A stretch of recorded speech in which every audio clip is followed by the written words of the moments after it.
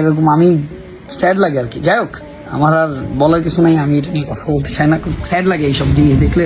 আমি দোয়া দিয়ে সবসময় চেষ্টা করি যে সামনের দিকটা এগিয়ে যাওয়ার। সবাই আমার জন্য দোয়া করবেন যাতে আমি তাড়াতাড়ি সুস্থ হয়ে যাই। আমি আমার ইমার্জেন্সি ট্রিটমেন্ট প্রয়োজন, সো আমার জন্য সবাই দোয়া করবেন যাতে আমি তাড়াতাড়ি সুস্থ হয়ে যাই। জানা গিয়েছে জামিন পেয়েছেন তৌহিদউদ্দিন আফ্রিদি। দীর্ঘ 8 মাস জেলখানায় থাকার পরে অবশেষে জামিন হয়েছে আফ্রিদির। কারাগারে থাকা অবস্থায় মানসিক ও শারীরিকভাবে বেশ অসুস্থও ছিলেন আফ্রিদি।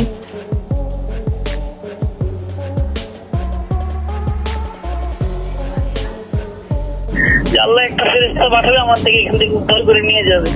আমার বাচ্চাদের আমি ভিক্ষা চাই। লয়ারদের বলো, সবাই বলো যে আমার জামিনটা করাই দিতে। সবাই জানে কতগুলা মানুষ তোমার জন্য এরকম করছে, আমরা জানি না। টাকা পয়সা খায়া এই জন্য তোমাকে আটকে রাখছে। তুমি বাবুকেও দেখতে পাচ্ছ না, বাবু তোমার জন্য মন খারাপ করে রাখে। একটা ছোট নিষ্পাপ বাচ্চা তুমি দেখতে পাচ্ছ না। আমার বাচ্চাটা আজকে 2টা মাস হয়ে গেল, আমার বাচ্চাটা আমি আদর করতে পারলাম না। আমি সন্তান হবার সময় স্বামী আফ্রিদিকে পাশে না পাওয়ায় অনেকটাই ভেঙে পড়েছিল আফ্রিদির স্ত্রী রিসা।